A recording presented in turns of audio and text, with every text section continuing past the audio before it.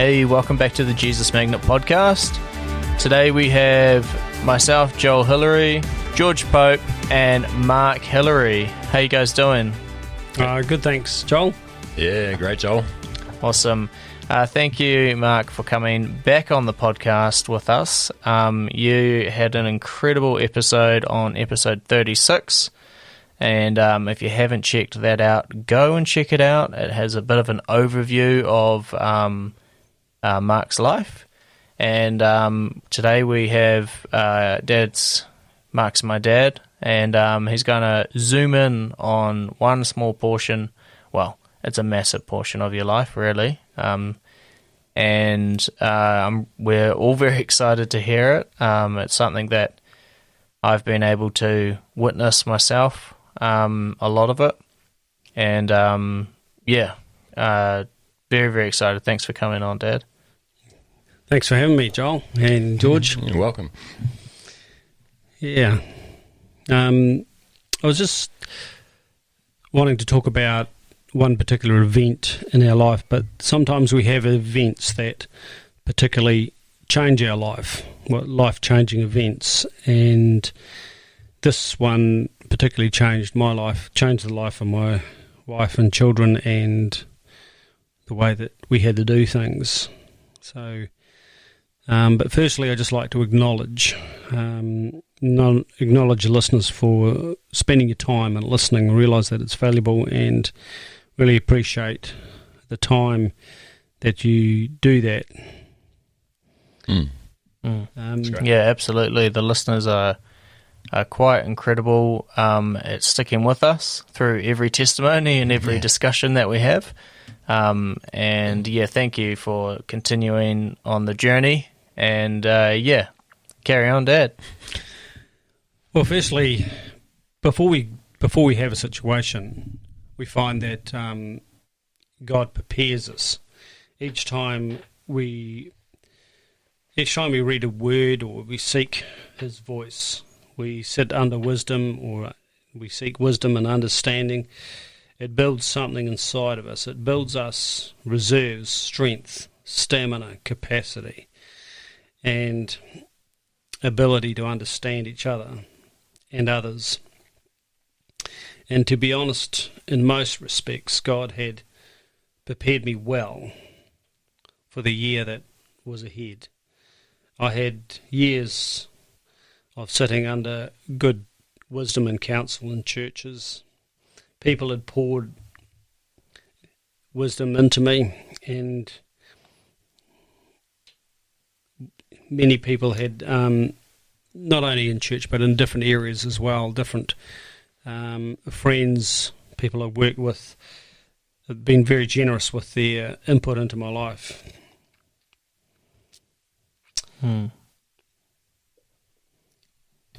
Therefore, to be in a life-changing, life-threatening situation,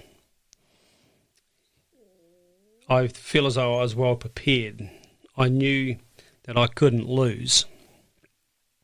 Boxing Day 2001, early afternoon. There was a loud bang. I remember floating along in what seemed like a yellow liquid. I was in a van with my oldest son when the vehicle stopped. There was the blood and the pain. My knee was crushed inside the steering column. The key was inside my knee. My left leg was broken. Vans don't give a lot of protection. I could see my son Joseph. Was he okay? What happened? Where was I? I remember telling him to pick up the phone, dial 111, tell him we're just south of Amarama, and describe what you can see. That is what he did. The situation: broken leg, crushed knee. My arm was out the window and it was degloved, which means the muscles had been ripped off, the top end of it. The left side of my head had received most of the impact. My left eye was missing, and my brain was exposed. Lorraine, a medic following in the car, had wrapped my head in a standby's T-shirt. The ambulance arrived, and then the chopper. Someone drove ahead to find Jules and the two younger sons, Marcus and Joel. That was the situation. I was flown to Dunedin Hospital, and the medical notes showed that I had no chance of survival. My head soon swelled so much that I couldn't see couldn't see anything. The eye that was left was completely covered by my swollen head. And my parents had been asked to come and give permission to turn the machines off because they couldn't get hold of Julie and the other boys. At that point, you realise life had changed. Life was now different. Everything was going to be done differently. Our decisions were different. The places we went were different. The year ahead was going to be hard. I had to learn to walk again, learn to speak properly, learn to learn. I had to rediscover who I was. I had to cope. I had to cope with a whole new life. When the doctors tell you can't work again, you have to change your perspective. You have to change almost who you are. Mark, the architectural designer, technically no longer existed. Now it was Mark, the one-eyed, brain-damaged, broken person. And I had to deal with who I was.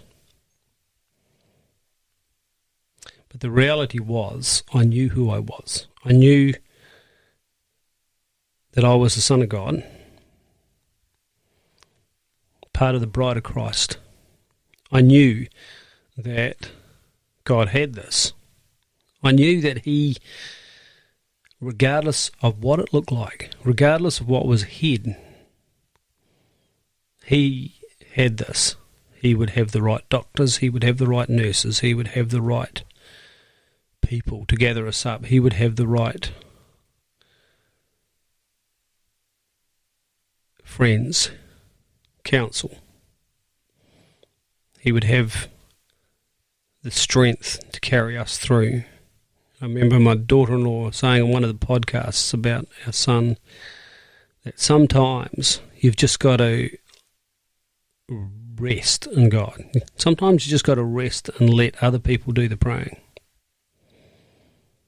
And even though I knew these things, I had total confidence. As ridiculous as it was, I used to say to people, it's okay, Andy, I'll be back at work in 3 weeks, 6 weeks tops.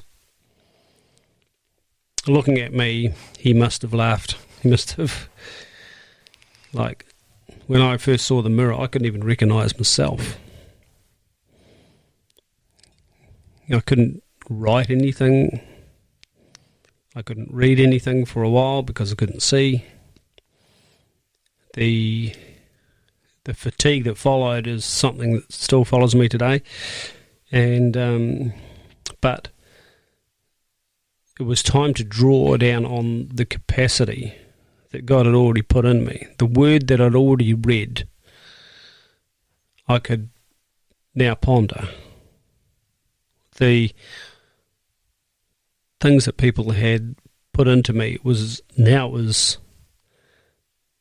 it true? Is Christ really going to carry me through this? Is it true that He puts us in situations that He won't put us in situations that we can't handle. Is it true that we will have the strength, the wisdom, the understanding for this particular situation? And I can only but look back and see that what He had planted in me prior and during that period has carried us and our family to a place that way ahead of where we were at the time.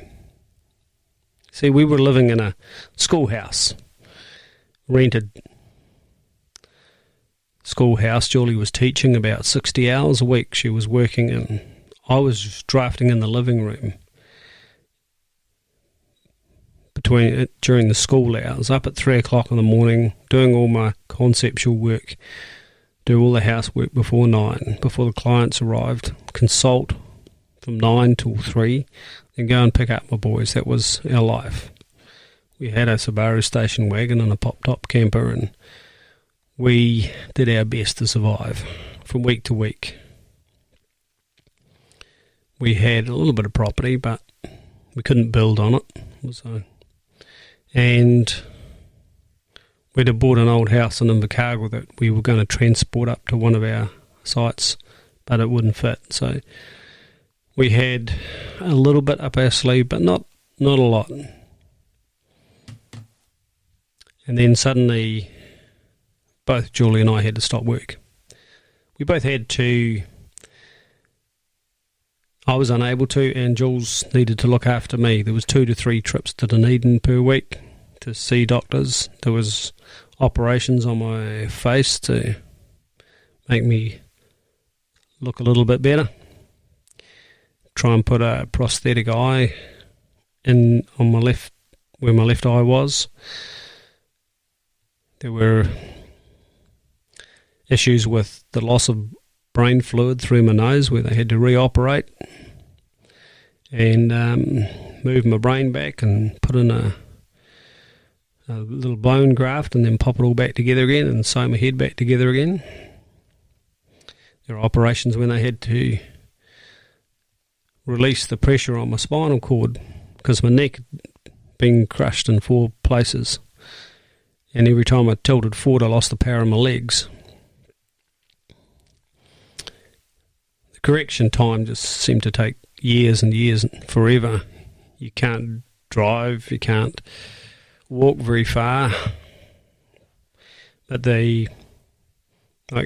trying to get into town, I was just so surprised that every time I stepped out onto the road and put my thumb out, I would be picked up within minutes. Every time God provided. For months, we were living in the country. I'd just walk out to the end of the drive, start walking, and somebody would pick me up. The whole community, it felt like, had gathered round us, had picked us up, and I seemed to be getting places faster than I could in my own car. I didn't have to park anything. I didn't have to think about it. I didn't have to drive. God had placed us in such a beautiful place. And then we had the ability to build. People around us still poured their wisdom into us. They poured their help and their understanding. There were people like Don Mann who really got in and helped Julie and I out with our financial systems, our financial thinking. Andy Stevens, with his wisdom and understanding, led us through how to do development and how to set things up. It was just amazing who God plants around you when you need it. And I could almost rest in the confidence that God had this. Ever since then, I've just had this overwhelming confidence that God has this, whether it's a global pandemic, whether it's any of the projects that we've taken on in the past. And if you're lying in a hospital bed and you're wondering, how am I going to cope? How am I going to to support my family? How am I going to learn to live with the new life that I've just found myself in? Rest assured that God has this. Just ask Him to come into your life, whether afresh or for the first time, that He will provide. He has this. Whether you live or die, He's still got it. And for me, that confidence is just, every day I'm constantly reminded. When I had 2 eyes and not brain damaged, when I had everything, I had nothing. We were living in a schoolhouse. We were working 40, 50, 60 hours a week. We took our weekends, we would head off and do a little bit of camping. We would go to church on a Sunday. But now our God has given us so much. He has given us a beautiful home of our own in a beautiful location. The people that He put around us, the wisdom that was poured into us, helped us with investment when you can't work. How do you make money without working? It's a good question, especially when the option to work is not available. It's one question. Asking that question when you can work, it just seems to be a secondary option. But when you can't work, it's a question of desperation. It's a question of, is it possible? It has to be possible. I have to do this thing. So Don led us into the investment market. And he taught us how to build for yourself. The psychologists that helped us and the occupational therapists and the physiotherapists that you seem to be constantly bombarded with after a situation like that, realised they taught you how to think for yourself, how to prioritise your time, how to value your time. One thing, for example, was I decided that I had to value my time. I was down to about 4 to 6 hours awake a day in the beginning, and every waking hour I seemed to be at a doctor or at a physio or at an occupational therapist or a psychologist. There were so many of it, or I was travelling to Dunedin to have another operation or another appointment or another assessment or another scan or another whatever it was. Of course, during this time I was still coping with my asthma. I had occupational asthma, which gives me an attack every 4 to 6 hours. And God just had this. So I valued my time. I decided that my time was worth $100 an hour. So if I'm awake, I have to input $100 an hour into myself. If I was to spend time with someone, it had to be worth $100 an hour. It was a coping mechanism so that I didn't waste my 5 to 6 hours sitting on the couch, so that I didn't waste my time spending on the phone or gazing out the window, not improving. I remember a psychologist, Roger, he was come to interview me for a start, his first appointment. He said, "Mark, is there anything I need to know?" I said, "Roger." I decided to up the ante a bit. I said, "Roger, unless you can deliver me $120 an hour worth of value," I said, "I don't care what you get paid. I don't care who pays you." I said, "But unless you can deliver me $120 an hour worth of value, don't come." And he looked at me and he said, "Are you serious?" And I said, "Yep." I said, "I only have 6 hours awake. I don't want to waste one of them with you if you're not delivering $120 worth an hour."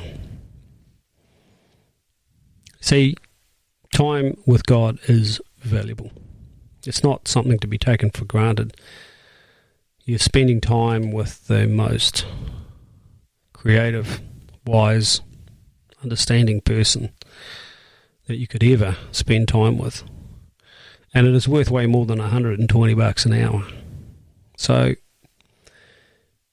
if you learn to value your time, you'll get more out of every hour that you have, whether you're sitting in church, whether you're talking to someone. It caused me to cut out a lot of the deadwood out of my life. Slight slip there, but yeah, we know what you mean, Mark. Yeah. It's okay, Julie. Sorry, Jules. It's cold. But cutting that deadwood out gave me more time for the valuable things, for the people who were putting into my life. It gave me more time with my family, with my boys, with Jules, doing the things that were valuable. Sometimes things might not seem valuable, but those hours in the park playing hide and seek with the kids on a Tuesday night might not seem like worth $120 an hour, but it was to them, and it was to me. Sometimes it's not about the dollar, it's about the value, is what I'm trying to say. Yeah. And so if you're lying in the hospital bed, you're wondering what's going on, you're going to be short on time. So your time is worth at least $120 an hour. Now, just to clarify, that $120 an hour is not what people are receiving for their time. It's what they're valuing their time at. Yeah. So they want to gain that amount of information. And you said this in the last podcast, similar, the $100 an hour. And when you would go to church, you would make sure that you listened and took notes and made that service worth $100 an hour every time you were there. Yeah. Yes. It's the thing is, when you value your time, the onus changes from the teacher to teach you to the student learning, is there to learn. The difference between being taught and learning is huge. And if you are there to learn, you're going to get the value out of whoever is there. And the onus is on you, not the teacher. So it's about taking responsibility. But, the recovery period was also valuable. Like the amount of people that came along that you could actually talk to. People would stop and they would listen. And you make the most of that time by sharing what's going on in your heart. Like, you have a captive audience. Tell people the truth. Tell people that God's got this. If I had it again, I think I would want to take advantage of those situations that you find yourself with. Somebody who's bandaging you up and they say, "Hey, how are you today?"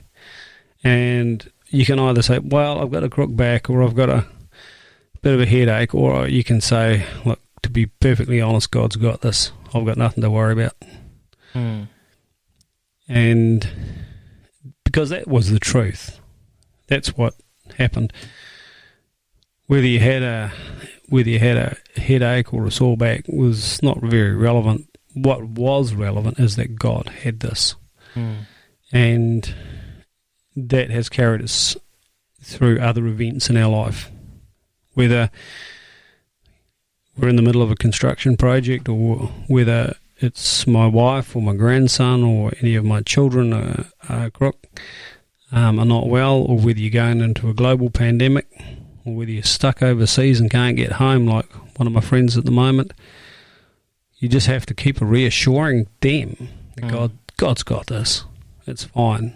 Just find the beauty in where you are and just look for Christ in every situation and you'll find it. So, Mark, going back before your accident, pre-accident, you mentioned that you were in church a lot and you received a lot of wisdom. Was there anything, looking back now, that you can kind of pinpoint, maybe a scripture or maybe there was a sermon message that kind of boosted your faith to get you through that time? Was there anything in particular that stood out? The things that in particular stood out when looking back, there's obviously lots of, you can say, oh, well, you can look at Proverbs where it says, hear the instruction of a father, listen to the wisdom. But to be honest, it's people's testimonies that really spoke to me.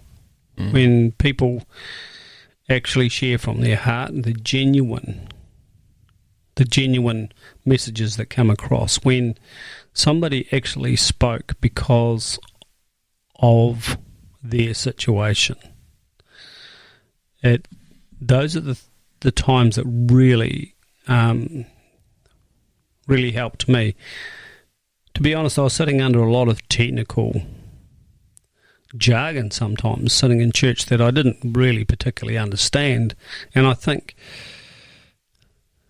perhaps that does talk to some people, but to me, when I understood that God had taken somebody from a situation, for example, they may have found themselves in a situation where they'd ended up in the sex trade, or they ended up as a drug addict, or they'd ended up broke from gambling, or they'd ended up, working their way through some type of tragedy. Their parents or their children, or they've survived cancer, or they hadn't survived cancer, but they were living with it. Those are the things that spoke to me, was when you can see Christ really working in somebody's life. And like a lot of the, at the moment we tend to be under a lot of really solid teaching from Pastor Mike Tonks, from Corey Watson, from Pastor Peter Mortlock, and the others that they bring, Terry Mortlock, who spent some time with us in the past, and those people that are around, Sid Jones, these people, they still continue to pour into our lives. Perhaps it's the level of maturity, perhaps it's the time where what is written in the Word has become very important so that we can understand what's going on in our world today. But when you are listening to that, don't get overwhelmed with it, because God's got this. Is all I can say is understand what's going on. Like I hear about those Christians in Afghan that lost their lives today, and it's like God's got that too.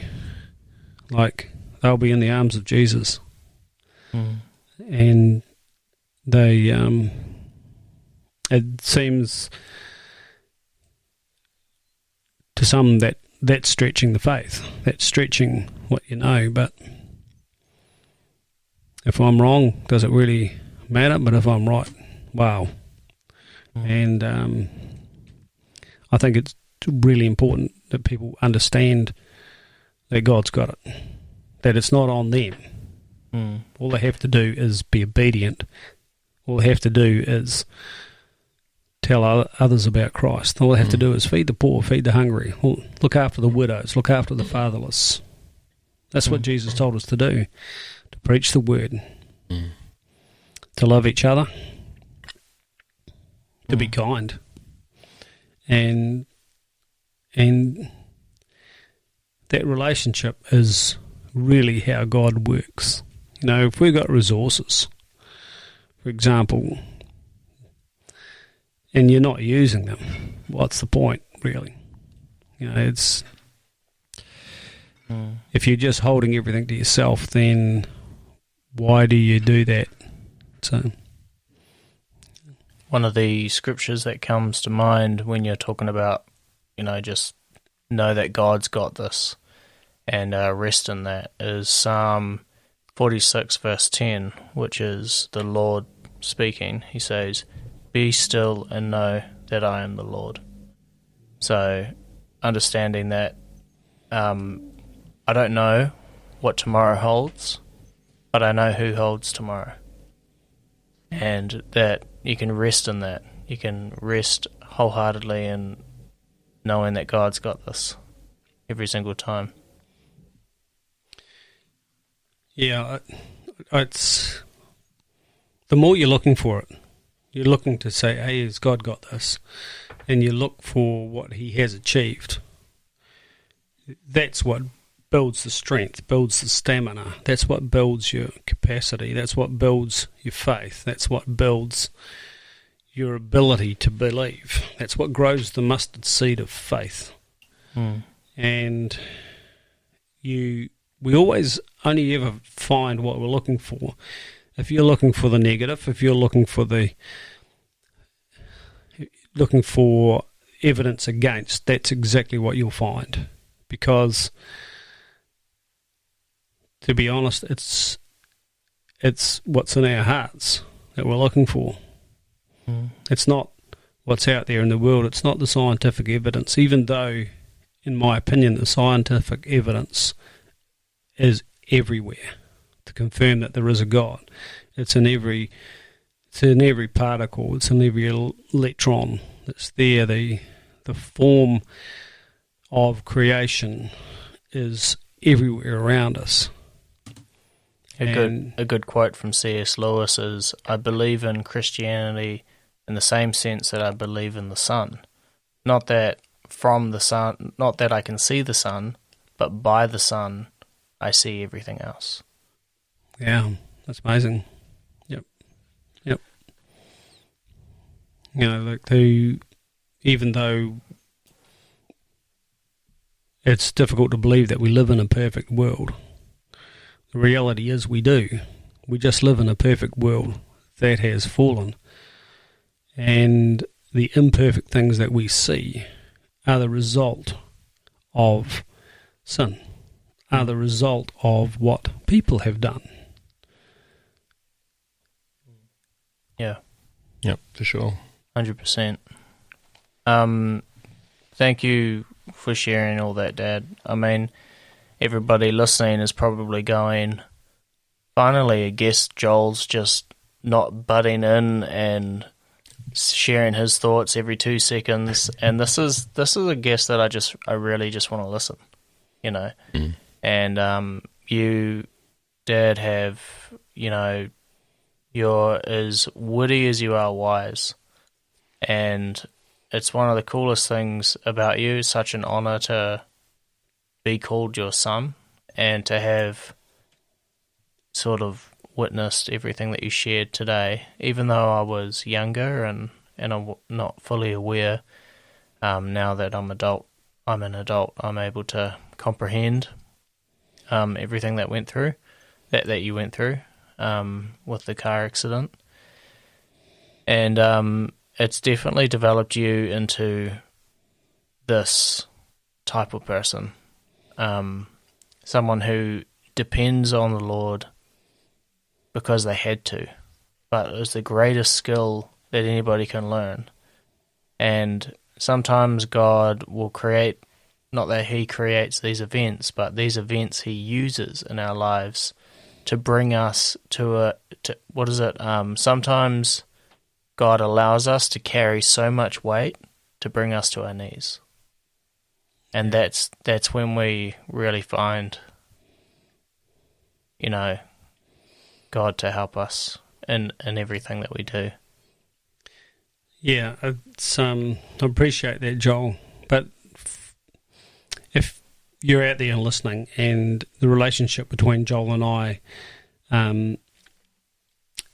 just like sometimes when you are in these situations, you don't do everything right. You make mistakes along the way. Like I was only awake 5 or 6 hours a day, and sometimes a lot of the time I was learning to cope with the loss of the eye. I had excruciating pain in my neck. I couldn't walk properly, and life was very frustrating. So for my older two boys, we lived in the same household, their life growing up was different to what yours was, Joel. And looking back now, I can see that I suddenly become quite hard on my boys because I couldn't see properly if anything was left on the floor, if anything was in my way. And sometimes you take out your frustration on those that are closest to you, and then you look back on that and you realise how unfair you've been and how unchristian-like you've been. So it's all very well with the podcast, but when you're sitting here and yes, God's got this, but in that situation, and if you're one of those lying in the hospital beds, you're going to make mistakes. I made plenty of mistakes, especially around my boys. How Joel was only 7 when this happened, and Joseph was 11, nearly 12. Marcus was 9, nearly 10, and I think the life that they had prior to that, where I was up and able to go camping and bike riding and skiing, all those sort of things, where you got a little bit of that, but as a younger person you certainly missed out from the time you're 7 through till when I was able to cope a little bit more evenly. So you still have, when you lose a limb or you lose an eye or you lose your capacity, and like for example the brain injury that I had I shared last time, but the brain injury that I had was actually the worst thing. It was something that the type of injury that nobody else in New Zealand has ever returned to work from. It was the type of injury that you have to learn to walk, you have to learn to think, you have to learn to understand. And it was also the part of my brain that was damaged was the empathy part. And when you are bringing up children, you need empathy. So to lose that, I really believe it cost you, because my ability to deal with things without empathy was extremely difficult, and empathy had to be learned. It was hard on Jules, it was hard on you, it was hard on the boys, and it was hard on those that I was dealing with, the builders that we employed and the people who were building our house the next year. Like the lack of empathy when I walked onto a building site and saw something wrong, I had no holding back. I just told them exactly how it should be done and why it should be done and why we shouldn't be paying for their mistakes. And so I was hard to live with during that period. So I'm certainly no hero when it comes to that. It's changed a lot now, though. You've got a huge amount of empathy.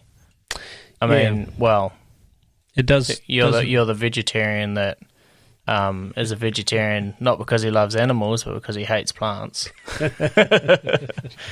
But no, you've got a huge amount of empathy now. Almost, it's like God's taught you how to care. Yeah, you had to relearn how to really focus on your heart. I think the type of empathy is a little bit different, because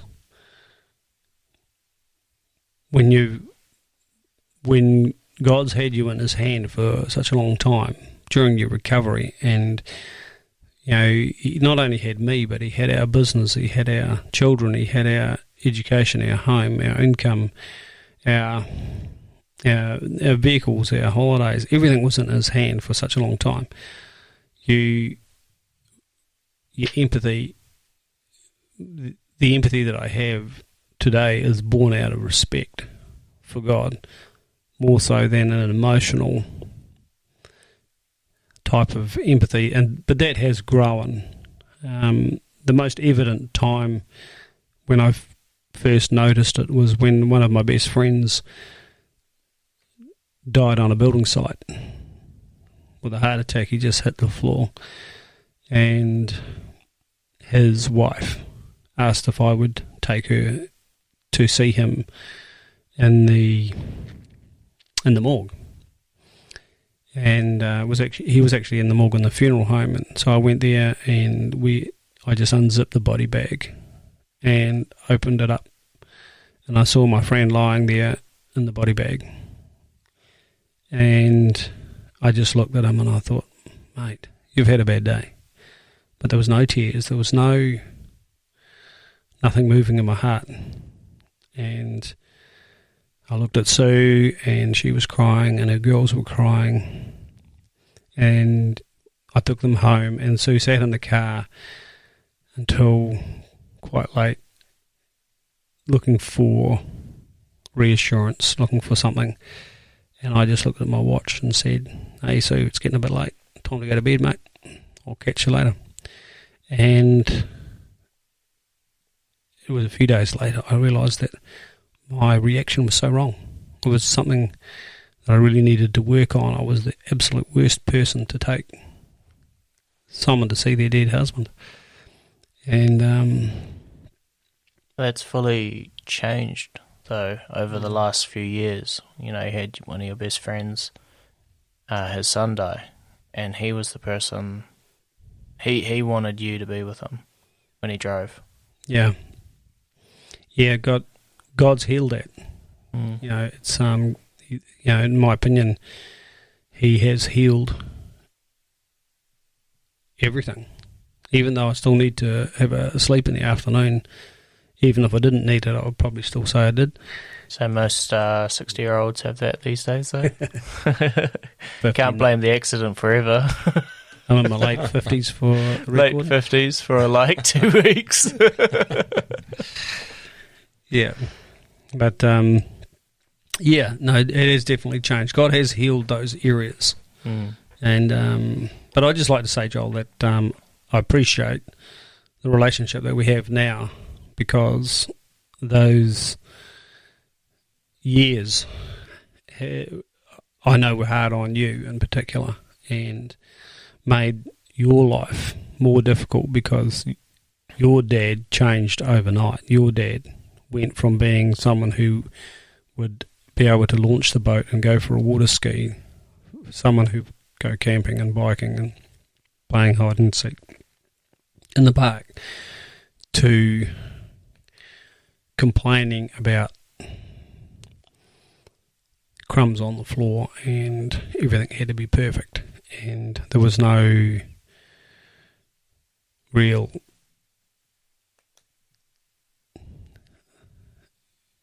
That's all right. give or take, you know, Yeah. no give or take, and that relationship, I think, is not only been restored, but is still being restored. You know, like I remember talking to you in a business meeting, and I said, Joel, I need you to be me, and that's exactly who you are becoming. You are becoming a person. Am I that irritating? No, it's. I've learned a lot from you. Your wisdom is beyond anything that anybody that I've really met before.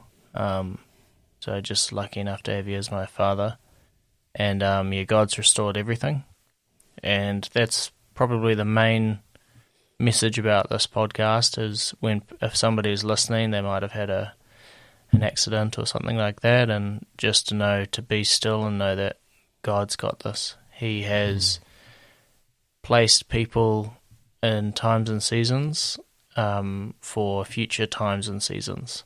As a bit of carbon gets pressure on it, it turns into a diamond, and we are all just getting pressure over and over and over again, and just been refined constantly through the Holy Spirit. And one thing that I would probably take away from listening to your story is, beyond all else, rest in the Lord. It doesn't matter how bad it gets. It doesn't matter if your job's taken from you, if your eyes taken from you, if your brain's taken from you, if your kids or your wife or anything is taken from you, still rest in the Lord. And know that it's God makes all things, God can turn all things that for good for those who love Him. That's in Romans, I think, somewhere. But yeah, it's 100% all God, and it's very, very cool to have you on the podcast and to join us. Did you want to share anything else before we wrap up? I think when I just like to end with, when God's got this, like the Holy Spirit has become our business partner. He's the one who guides us, and if you're in a situation when you think, I just don't know what to do, the Holy Spirit does. All you have to do is ask Him, and then you have to wait and listen to what He has to say. Read the Word, because that's what feeds you, and that's what brings the Holy Spirit into your heart. And so to have the Holy Spirit as part of your business, as part of your marriage, as part of your friendships, as part of your ideas and understanding, it'll carry you so much further than you could ever possibly imagine. I know it has for me, and there's no reason He wouldn't do it for anybody else. That's amazing, Mark. Hey, thanks very much for sharing that story with us.